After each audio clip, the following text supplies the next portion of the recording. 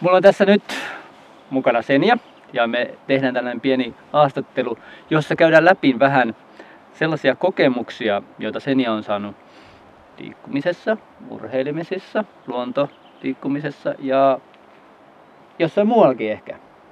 Tervetuloa. Kiitos, kiitos. Aloitetaan siitä, että kerro joku juttu, milloin sä oot oikein nauttinut tekemisestä, että iloa on oikein pursunut.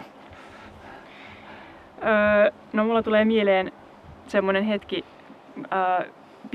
piirileiriltä, yleisurheilun piirileiriltä. Niin sä oot yleisurheilija. Yleisurheilija on tai siis sitä tehnyt parikymppiseksi asti.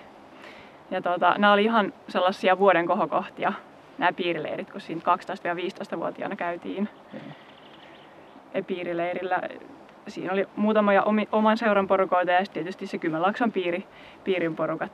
Okei, ja siellä syntyi sellainen kiva yhteisö, jossa oli kiva urheilla, mutta tehdä muutakin asiaa varmaan. Kyllä. Joo. Sitten sä odotit niitä joka vuosi, että pääsis sinne näkemään tuttuja. Joo. On. Ne tekee yhdessä niin niitä treenejä sun muita, mutta sitten se kaikki vapaa-aika. Joo. Onko se tärkeää, kun se on yksilölaji kuitenkin, juoksikseen vai mitä sä teit? Juoksin, hyppäsin, välillä heitinkin. Joo. Et se oli tällainen moniottelija. Niin, joo, kyllä. Joo. Mut siis, että kun tavallisesti sitä tehdään yksin ja valmentajan kanssa, sitten on kiva, kun joskus ollaan yhdessä ja sitten keksitään yhdessä jotain hauskoja juttuja ja jaetaan kokemuksia siinä. Joo, kyllä. Just ne leirit on ollut semmoisia paikkoja. Etenkin onhan sitä tietysti porukassa treenattu sit, että ei silleen aina on ollut porukka, missä tehdään, mutta se leiri etenkin. Mutta tämä on hyvä esimerkki sellaista niin osallisuuden ja yhteisöllisyyden merkityksestä just tässä yleisurheilussa. Joo. No miten se mennään sitten tällaiseen sun niin kuin identiteetin kehittymiseen, minäkuvaan? Miten sä ajattelit, sähän tietysti olit niin kuin yleisurheilija silloin nuorena ja kaikki ajattelivat, että Senja on nyt se yleisurheilija. Niin miten sitten, kun sä et enää ollut yleisurheilija, niin mitä sitten sulle tapahtui? No se oli aika paha, identiteetti piti etsiä uudelleen ihan kokonaan, kun sitä oli niinku just kuvitellut olevansa tai siis rakentanut sen koko identiteetin siihen yleisurheilun ympärille. Ja piti tehdä valinta, että sitä ei enää jatka tosissaan. Se oli hetken aikaa niin kuin tavallaan musertava ja sitä etsiä, että apua, mikä mä nyt oon, mikä merkitys on jopa elämällä. Aivan. Kun se oli kaikki se arki. Mutta sitten se löytyi sieltä vähän niin kuin luonnon kautta. Ja kun se oli silloinkin, kun yleisurheili, niin vähän niin kuin siellä, että ai vitsi, mä tykkään samoilla ja kaikkea. Mutta ei ole tavallaan aikaa eikä saanutkaan omistautua semmoiselle, että siinähän herkkyys menee ja kaikki. Se lähtee vähän vaeltaa. ei pikajuoksijalle sellainen sovi.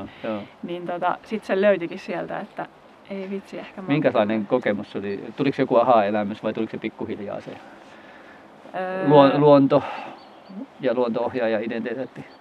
No se tuli ehkä aha-elämyksenä jopa sitten koulussa, liikunnanohjaaja koulussa, kun sitten valitsin suuntautumisvaihtoehdoksi liikunta- ja luontomatkailun. Joka oli sitten kans osa ehkä sitä identiteetin rakentamista, koska oli vaihtoehto joko valmennus, että olisi semmoista yleisurheilijakoutsi, vai meneekö mä tonne hiihtämään ja melomaan ja kiipeilemään. Niin sitten se tuli sieltä aika vahvasti, löytyi se uusi identiteetti. Tuliko tähän niinku sitten sellainen oikein voimakas nautintokokemus, ilojuttu, jossa niinku tuli huippukokemuksia ja niin edelleen? Oliko sulla sellaista sitten siinä kanssa? Oli yksi tämmöinen oikein selkeä niinku huippukokemus. No se ei ollut vielä näissä suuntautuvissa opinnoissa, vaan sitä edeltävä semmoinen, mikä koko luokka kävi, Hetta Pallaksen hiihtovaellus. Se oli semmoinen, mitä oli odottanut ihan älyttömästi. Ja siellä oli ihan fiiliksissä, vaikka mentiin niin kuin kovassa tuulessa ja siellä tunturin päällä oli aika vähän luntakin ja painettiin rinkat selässä siellä menemään. Muut saattoi olla vähän, että ois se niin kuin päivä loppuu, koska tulee tupa. Mä oon vain ollut siellä, ihanaa! Se oli siis oikein sellainen runners high-ilmiö, että nyt kulkee. Mutta samalla tietysti varmaan sellainen identiteetti, että mä pystyn niinku selviytymään tästä jutusta ja tästä vaan mennään ja tehdään jotain sellaista, mitä ei ole aiemmin tehty. Joo. Et kun näitä ajattelee, näitä kokemuksia on tärkeää, on se ilo. Ilo tietenkin löytää nautinnon siitä oman minäkuva. Sulla oli iso juttu tuossa noin se, että ensin on jotain ja sitten ei olekaan. Ja mitä sitten? Ja sitten se yhteisöllinen tekeminen on niin hirmu tärkeää. Sitten vielä tällainen toimijuus.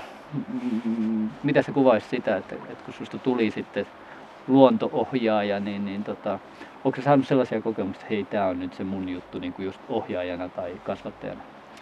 Joo, minä olen pari kesää tehnyt Melonan ohjaajana hommia, niin siellä on kyllä tulee mieleen varmaan useampiakin semmoisia, että on saattanut jonkun ihmisen harrastuksen pariin. Joo.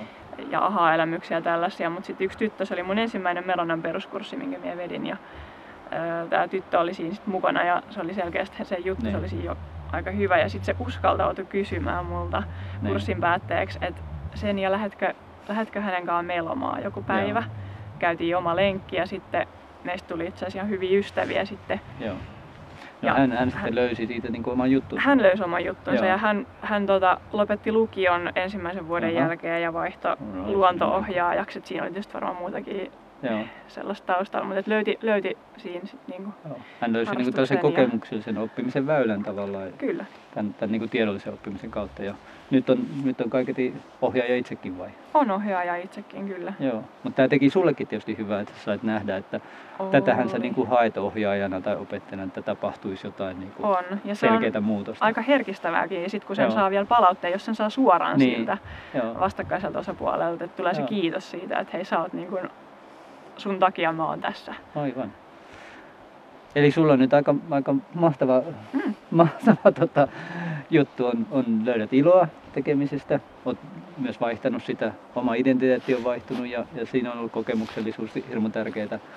Yhteisö, nyt se ei ole enää se yleisurheiluyhteisö, mutta sä oot varmaan oppinut niin sen yhteisön merkityksen ja käytät sitä niin työssäsi. Ja sitten on tämä ohjaaminen ja siitä saatava palaute myöskin, että tämä on se oikea juttu sulle. Kyllä. Aika hyvä, että melkein pitää olla kateellinen. Mäkin joisin. Niin. No niin, eiköhän me tässä olla valmiina nyt sanoa, että kyllä kokemuksellisuus on hirmu tärkeää. Ja niiden merkityksen pohtiminen on tietysti, että ne on vähän erilaisia eri jutuissa, ettei voi etsiä vaan iloa, vaan niin kuin on myös näitä muita juttuja, jotka vaikuttaa siihen omaan elämään tekemiseen hirveän voimakkaasti. Kiitos Senja, tämä oli erittäin hyvä. Saatiin tästä mahtava kuvitus tälle kokemuksellisuudelle. Kiitos.